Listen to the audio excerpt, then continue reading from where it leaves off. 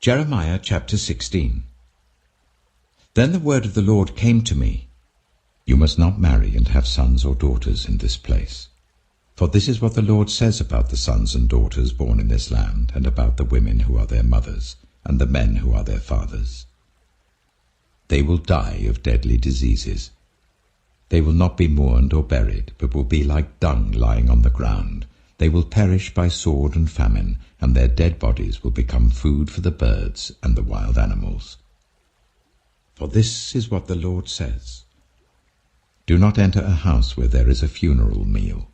Do not go to mourn or show sympathy, because I have withdrawn my blessing, my love, and my pity from this people, declares the Lord.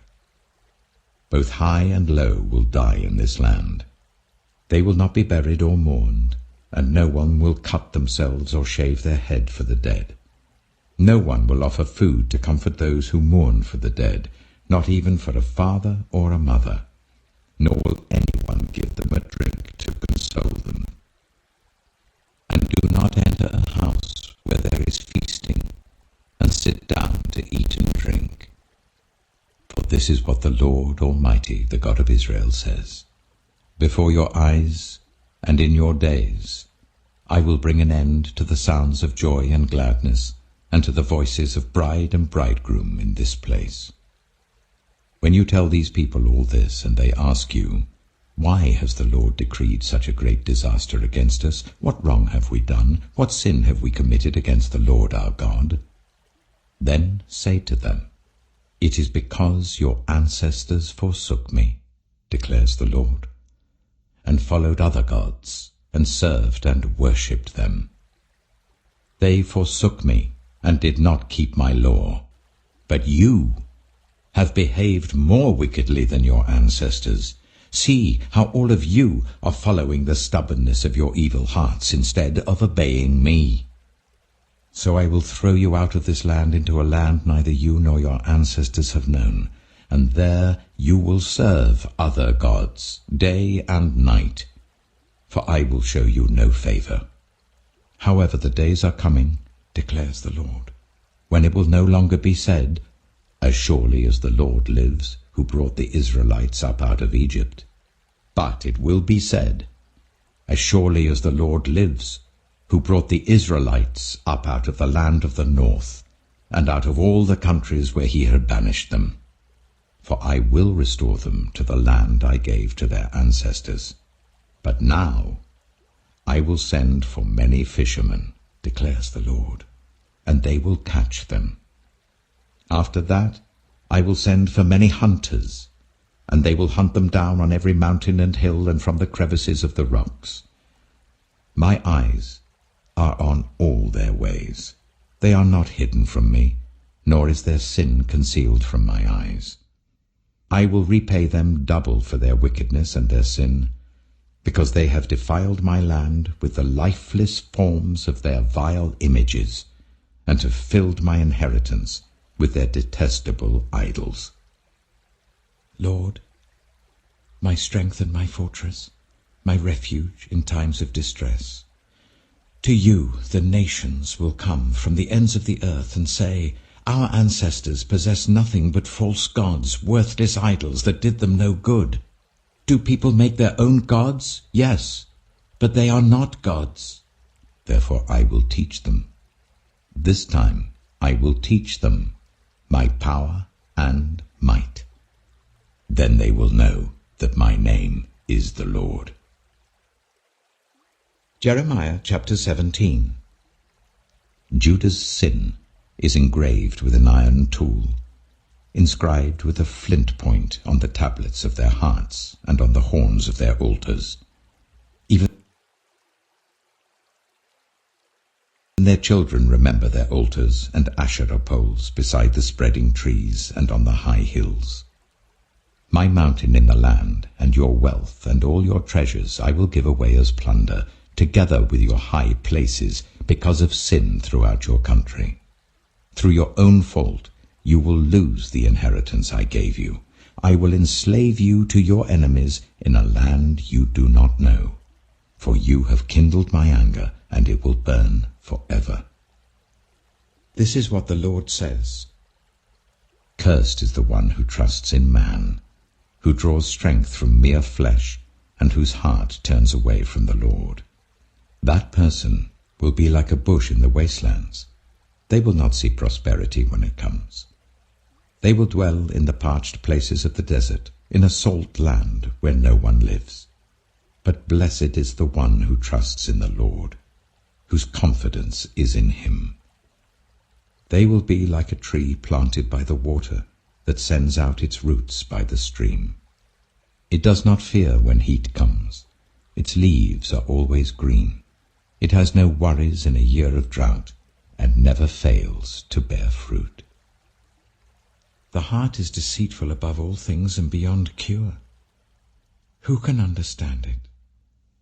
I, the Lord, search the heart and examine the mind, to reward each person according to their conduct, according to what their deeds deserve.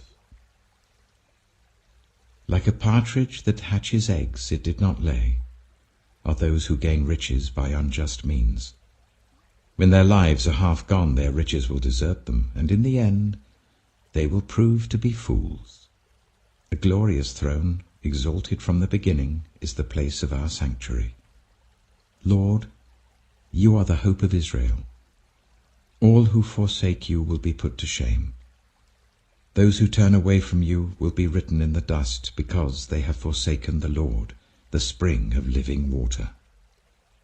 Heal me, Lord, and I shall be healed. Save me, and I shall be saved, for you are the one I praise. They keep saying to me, "Where is the word of the Lord? Let it now be fulfilled." I have not run away from being your shepherd. You know I have not desired the day of despair. What passes my lips is open before you. Do not be a terror to me. You are my refuge in the day of disaster. Let my persecutors be put to shame, but keep me from shame. Let them be terrified, but keep me from terror. Bring on them the day of disaster. Destroy them with double destruction. This is what the Lord said to me. Go and stand at the gate of the people, through which the kings of Judah go in and out. Stand also at all the other gates of Jerusalem. Say to them, "Hear the word of the Lord, you kings of Judah and all people of Judah, and everyone living in Jerusalem who come through these gates. This is what the Lord says. Be careful not to carry a load on the Sabbath day, or bring it through the gates of Jerusalem. Do not bring a load out of your houses, or do any work on the Sabbath, but keep the Sabbath day holy, as I commanded your ancestors." Yet they did not listen or pay attention. They were stiff-necked and would not listen or respond to discipline. But if you are careful to obey me, declares the Lord, and bring no load through the gates of this city on the Sabbath, but keep the Sabbath day holy by not doing any work on it, then kings who sit on David's throne will come through the gates of this city with their officials. They and their officials will come riding in chariots and on horses, accompanied by the men of Judah and those living in Jerusalem, and this city will be inhabited forever. People will come from the towns of Judah and the villages around Jerusalem, from the territory of Benjamin and the western foothills, from the hill country and the Negev, bringing burnt offerings and sacrifices, grain offerings and incense, and bringing thank offerings to the house of the Lord. But if you do not obey me, to keep the Sabbath day holy, by not carrying any load as you come through the gates of Jerusalem on the Sabbath day, then I will kindle an unquenchable fire in the gates of Jerusalem, that will consume her fortresses. Psalm 96. Sing to the Lord a new song. Sing to the Lord, all the earth. Sing to the Lord, praise his name. Proclaim his salvation day after day. Declare his glory among the nations, his marvelous deeds among all peoples.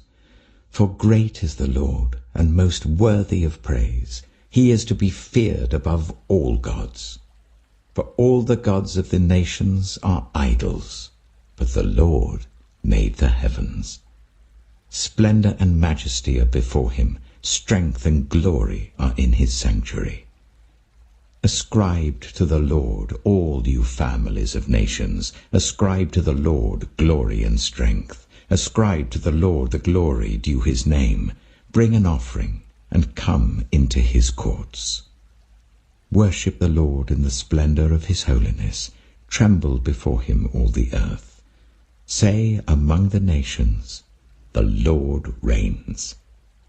The world is firmly established. It cannot be moved. He will judge the peoples with equity.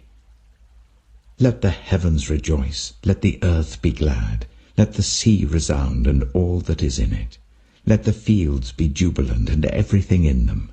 Let all the trees of the forest sing for joy. Let all creation rejoice before the Lord, for he comes to judge the earth.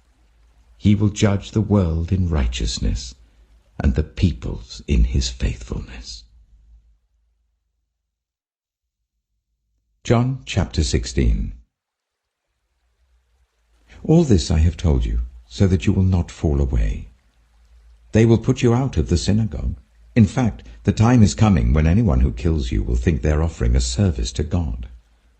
They will do such things because they have not known the Father or me. I have told you this, so that when their time comes you will remember that I warned you about them. I did not tell you this from the beginning because I was with you, but now I am going to him who sent me. None of you asks me, "Where are you going?" Rather, you are filled with grief because I have said these things. But very truly I tell you, it is for your good that I am going away.